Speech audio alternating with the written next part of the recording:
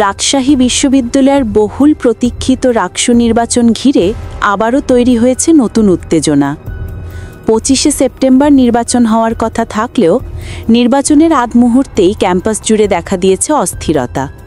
সূত্র জানায়, ছাত্রদলের শুভাকাঙ্ক্ষী একটি অংশ বিশ্ববিদ্যালয়ে নানা অনাকাঙ্ক্ষিত ঘটনা ঘটায়।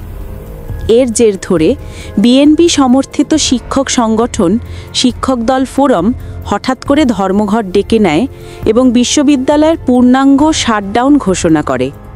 অনেকের মতে এই ঘোষণা হঠাৎ নয়, বরং এটি ছিল পূর্ব পরিকল্পিত কর্মসূচি, যেটি তারা কৌশলগতভাবে বাস্তবায়ন করেছে।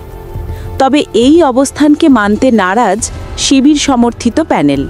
বিশেষ করে ভিপি পদপ্রার্থী মুস্তাকুর রহমান জাহিদ স্পষ্ট ভাষায় জানিয়েছেন, হঠাৎ এই সিদ্ধান্ত কোনোভাবেই গ্রহণযোগ্য নয়।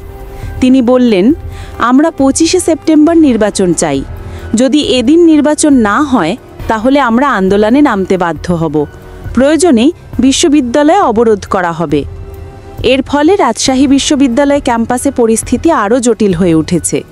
একদিকে বিএনপি ঘরানার শিক্ষকরা পূর্বঘোষিত পরিকল্পনা অনুযায়ী নির্বাচন পেছানোর দাবি তুলছেন, অন্যদিকে শিবির সমর্থিত ছাত্র নেতারা নির্বাচনের নির্ধারিত তারিখে ভোটগ্রহণ নিশ্চিত করার ব্যাপারে অনড় অবস্থানে রয়েছেন।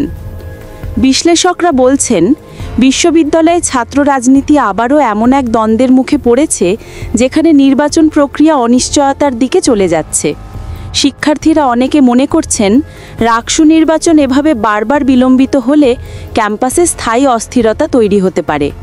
এখন বড় প্রশ্ন, 25শে সেপ্টেম্বর কি সত্যি রাকসু নির্বাচন হবে, নাকি আবারও অনিশ্চয়তার অন্ধকারে ঢেকে যাবে রাজশাহী বিশ্ববিদ্যালয়ে ছাত্র রাজনীতি?